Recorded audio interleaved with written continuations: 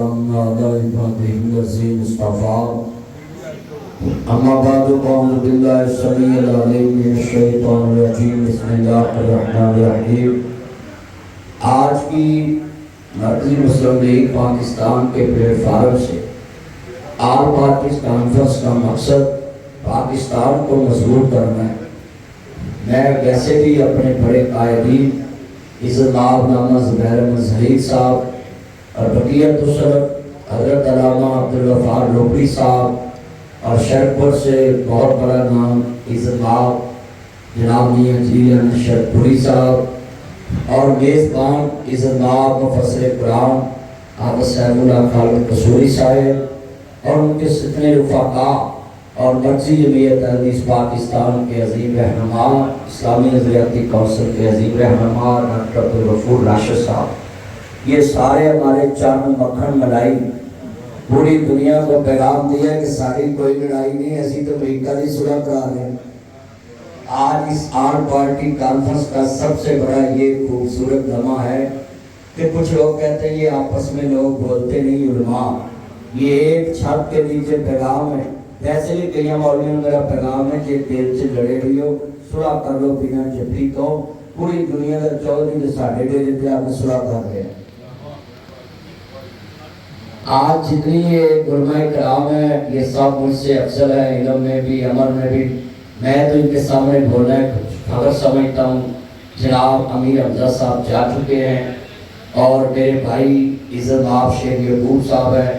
میں سب سے یہی تھوڑے وقت میں ریکویسٹ کروں گا کہ ہمارے آپس میں جتنے مرضی اختلاف ہوں وہ کبھی سوشل میڈیا کی زینت نہیں بننی چاہیے۔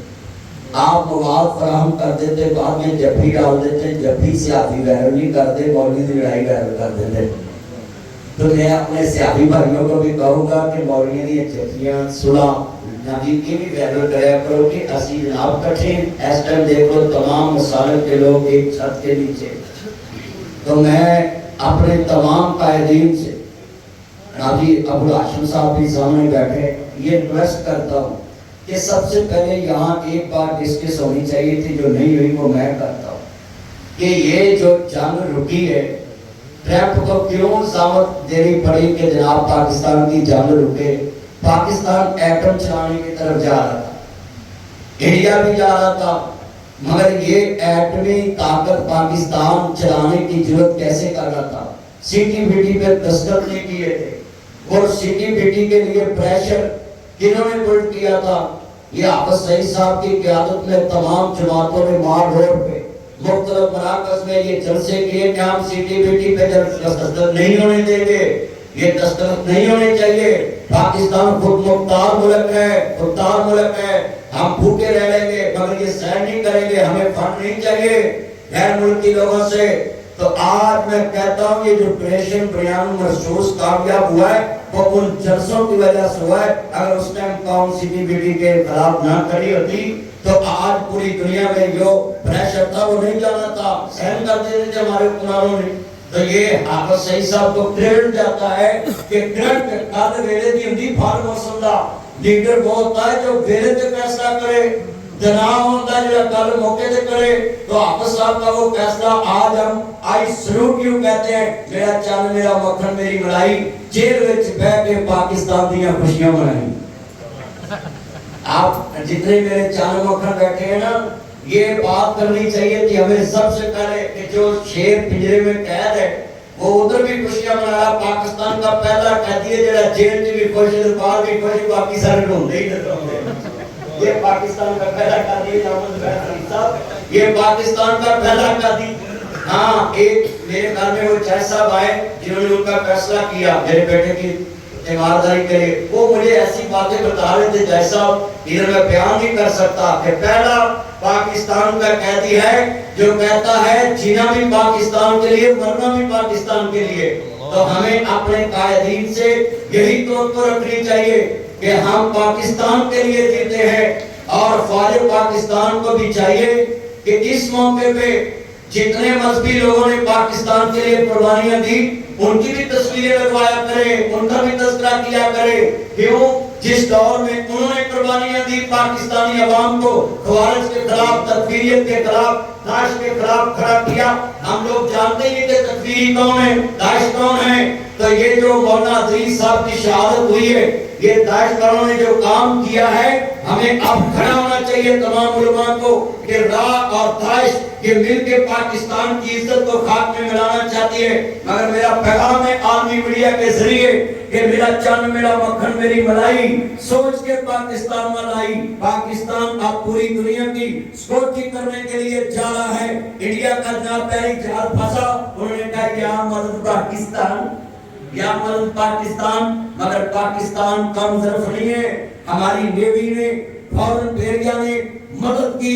آج پوری میڈیا انڈیا کی کہہ رہی ہے پاکستان نے انسانی برادروں پہ ہماری حمایت کی، تو پاکستان زندہ باد کے ادھر نعرے لگے ہیں. میں راجب تسلیم پیش کرتا ہوں field marshal general Asim Munir صاحب، آپ سے قرآن ہے. چلو یہ تو میرا مکانا جی مولوی کار کچھ نہیں کر سکتے. تو مدیر پوچھو، میں کہا مولوی منیر صاحب نے سب کوئی کر دیتا ہے. عاصم منیر صاحب مولوی نے اور ساڑھے نام نہ چڑھتے سو کہ مولوی کے حفظ کر کچھ نہیں سکتے. جو حفظ نے کر دیتا وہ کسے بھی نہیں کرنا. سارے مولوی ایک سٹیج تے کٹھے، سارا پاکستان کٹھا. میں مدیر کہنا چاہتا جی میں پاکستان تے پھر تیاری کر رہے ہیں. تو میں کار کیڑا ویلا وینا اسی کڑا شیخ رشید دا بیان کر رہے جڑا دوسرے کار اسی تیار بیٹھے. آج ہاتھ کھڑے کر کے بڑے کہ ہم تیار ہیں کہ نہیں. نعرہ تکبیر! پاکستان کا مطلب کیا؟ ملکی کا جو یار ہے، دربار ہے، دربار ہے. ملکی کا جو یار ہے. کہاں عاصم منیر صاحب قدم پڑا. پھر بڑی ہم تو آپ کے ساتھ ہیں، آپ میرے ساتھ چلتے، میں آپ کے ساتھ چلتا ہوں. آپ جتنے لیڈر بیٹھے ہیں میں آپ سب کے ساتھ چلتا ہوں. یہ ہوئی کہ میرے سے وعدہ کا اسٹیج پہ جا کے کہنا میرا چاند پاکستان نے اسلام واسطے میں حاضر. تو میں آپ سے بھی ریکویسٹ کرتا ہوں، آپ آرمی چیف صاحب سے بھی میری ریکویسٹ ہے مذہبی لوگ جلسہ کرے تو اسپیشل بنا کے سمجھایا کرو تاکہ تناظر رگڑے کھڑے کر دیں. اور جی مجبوری ہے یہ جلسہ نہیں ہو سکتا بھی اسی ہوتے کھیرے بیٹھے اسی تو ملک کی گل کرنی ہے، اسلام کی گل کرنی، پاکستان کی کرنی، ریاست کی کرنی. تو میں جلسیوں سے کہتا ہوں پلیز کوئی مذہبی جلسہ ہو اس میں رکاوٹ نہ ڈالا کریں. ہم ہی لوگ ہیں جو ہر موقع پہ پاکستان کے ساتھ کھڑے ہوتے ہیں. تو یہ آل پارٹیز کانفرنس دیکھے صبح سے لے کے اب کتنا ٹائم ہو گیا پاکستان پاکستان پاکستان کر رہی. تو ہم سارا دن دفتروں کے چکر لگائیں، وہ کہتے ہیں اسٹیام لکھ کے دو، یہ کرو وہ کرو.